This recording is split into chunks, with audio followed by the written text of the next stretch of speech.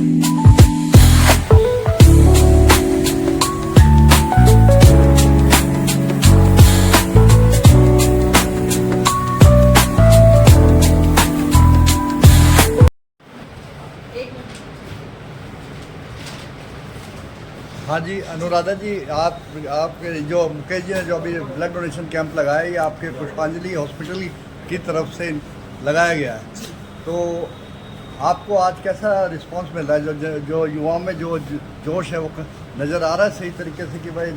हाँ पवन जी, अगर आप अपना कैमरा घुमाएंगे तो आपको भीड़ का अंदाज़ा हो ही जाएगा। अब तक 15 यूनिट डोनेशन हो चुकी है और अभी हमें आए हुए आधा घंटा ही हुआ है, 15 डोनेशन हो चुकी है। तो आपको अंदाज़ा कितना है कि कितना हो सकता है? हम तो इंतज़ाम 50 का ही लेके आए हैं, पर सुरेंद्र जी बोल रहे थे कि 100 डोनेशन हो जाएंगे। ठीक। मुकेश जी, आज आपने अपने कार्यालय में रक्तदान शिविर लगाया है, वो भी पूर्व मुख्यमंत्री मनोहर लाल जी के जन्म दिवस पर। आप काफ़ी अर्से से थोड़े थोड़े खामोश से थे, लेकिन अचानक आपने एक्टिविटीज़ कैसे तेज कर दी? ऐसा कुछ नहीं है। अगर आप एक्टिविटी की बात करें तो अभी पिछले 3 महीनों में मैं लगभग 5 से 6 रक्तदान शिविर में खुद गया हूँ। लोगों ने मुझे मुख्य अतिथि के रूप में वहाँ बुलाया है और लगभग पिछले 3 महीने की अगर मैं बात करूँ तो लगभग 250 से 300 यूनिट हमने ब्लड इकट्ठा किया है। और जो आज का कार्यक्रम है, ये पूर्व मुख्यमंत्री और हरियाणा को बदलने वाले और अहिरवाल के सच्चे हितैषी, वो इसलिए कह रहा हूँ कि जिस प्रकार से पारदर्शी नौकरी देकर के उन्होंने अहिरवाल का मान बढ़ाया है, मुझे लगता है कि ऐसे व्यक्ति के, ऐसे महापुरुष के जन्मदिवस पर एक नेक कार्य होना चाहिए। तो क्योंकि आपने देखा होगा नेताओं के जन्मदिन पे भीड़, केक और ये ज़्यादा होर्डिंगबाजी ज़्यादा होती है।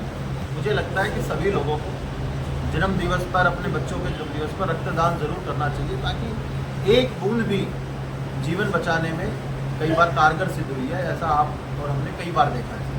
तो अब आज आपका जो टारगेट है वो कितना टारगेट है? लगभग कितने युवा हैं जो अब ब्लड डोनेट करेंगे? देखिए, कोई टारगेट नहीं है। जैसे जैसे लोग आ रहे हैं और रक्तदान करते जा रहे हैं, और जिस हिसाब से मैं देख रहा हूँ, अभी आप देख रहे हैं जब से शुरू हुआ है तो लोग आ ही रहे हैं, ये स्वेच्छा से दे रहे हैं। अभी मैंने कुछ नौजवानों से बात की तो उन्होंने कहा कि कोई 10वीं बार दे रहा है, कोई 13वीं बार दे रहा है। तो जब व्यक्ति स्वेच्छा से देता है तो मैं मानता हूँ कि ये भी एक प्रकार की देश सेवा है। जब आप अपना खून किसी को दे दें तो कहते हैं कि रक्तदान से बड़ा क्या हो सकता है। आप देख रहे हैं हमारे वरिष्ठ पार्टी के कार्यकर्ता तिवारी जी भी यहाँ पे हैं, और भी पार्टी के बहुत कार्यकर्ता और हमारे साथी सब लोग इस कार्य में लगे हुए हैं। और क्योंकि ये कार्यक्रम कल ही बना और उस प्रकार से रूपरेखा हुई कि और स्वयं चल करके लोग आ रहे हैं, तो मैं मानता हूँ कि बहुत अच्छा कार्य है जो सभी को करना चाहिए, साल में कम से कम एक बार जरूर करें। अब नेताजी सुभाष चंद्र बोस ने आज़ादी से पहले कहा था कि भाई तुम मुझे खून दो, मैं तुम्हें आज़ादी दूंगा।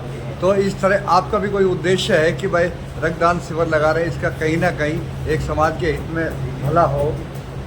देखिए, मैं मानता हूँ कि बीच में 5 से 6 बार ऐसा हुआ कि मैंने प्लेटलेट डोनेट करने का या ब्लड डोनेट करने का, जब किसी को जरूरत पड़ी तो मैं स्वयं हॉस्पिटल जा कर के देके आया। मुझे लगता है कि खून एक ऐसी चीज़ है जो इतनी एडवांस टेक्नोलॉजी के बाद भी आज भी आप एक बूंद उसको मशीन से नहीं बना सकते, ये व्यक्ति के शरीर के अंदर बनता है। तो मेरा ये मानना है, और मैं सभी नौजवानों से भी अपील करता हूँ कि जो दे सकते हैं, जो फिट है, जिनको कोई प्रॉब्लम नहीं है, तो उनको हर 4 महीने या 6 महीने में जरूर डोनेट करना चाहिए। तो वर्तमान समय में राजनीति में जो सक्रियता है वो आपकी कैसे कायम रहेगी? क्या आप वापसी तो आप कह रहे हैं, कोई वापसी का और जाने का तो कोई मतलब ही नहीं है। जिस प्रकार से हम तो कंटिन्यू लगे हुए हैं। और राजनीति देखिए एक बहुत लंबी प्रक्रिया है। राजनीति में पत्रकार अलग माध्यम से राजनीति को देखते हैं, और जो समाज सेवा करने वाले लोग हैं वो अलग माध्यम से राजनीति को देखते हैं। मुझे लगता है राजनीति तरीका हो सकता है, लेकिन उसका जो लक्ष्य है वो समाज सेवा है। क्या ब्लड डोनेशन कैंप लगाना समाज सेवा नहीं है? तो इस प्रकार से अनेक कार्य करते रहेंगे। हमारी नौजवान टीम लगी हुई है, हमारे वरिष्ठ साथी, नेता, कार्यकर्ता पार्टी के सभी लगे हुए हैं। सभी अपने साथी, आप देख के आइए कितने बुजुर्ग बैठे हैं अभी बगल में। तो सब लोगों का एक उत्साह है कि अच्छे काम में रेवाड़ी के लोग आगे चल करके खुद आते हैं। तो रेवाड़ी की जनता से आप क्या अपेक्षा रखते हैं? हम तो रेवाड़ी से यही अपेक्षा रखते हैं कि रेवाड़ी की नगरी जो पीतल नगरी के नाम से जानी जाती थी, जो महाभारत कालीन नगरी है, जहाँ पर कृष्ण भगवान के बड़े भाई दाऊ बलराम ब्याहे गए थे, तो एक ऐसी नगरी जिसको खुद ही एक उदाहरण पेश करना चाहिए। अभी अगले साल जब आए देश में एक डेटा जारी हो और ये होगी सबसे ज़्यादा खून कहाँ से दिया गया, तो ये होना चाहिए कि रेवाड़ी ने सबसे ज़्यादा ब्लड डोनेट किया, क्योंकि हमारे यहाँ से सबसे ज़्यादा सैनिक जाते हैं, सबसे ज़्यादा शहीद हमारे यहाँ से होते हैं, सबसे ज़्यादा अगर हर 6 महीने में कोई शहीद तिरंगे में लिपट करके आता है तो रेवाड़ी ज़िले में आता है। तो हमारा दायित्व भी बनता है कि हम ज़्यादा से ज़्यादा ब्लड डोनेट करके देश की मेडिकल अगर फैसिलिटी है तो उसको मजबूत करने में के कदम हमारी तरफ से होना चाहिए। अभी पहलगाम मामले को हम लेते तो आपके क्या व्यूज़ रहेंगे इस वक्त? वर्तमान जो परिस्थिति है, मतलब युद्ध हो भी नहीं रहा, एक तरह से तनाव तो कायम है लेकिन युद्ध नहीं हो रहा, और आप भाजपा सरकार से क्या अपेक्षा रखते हैं?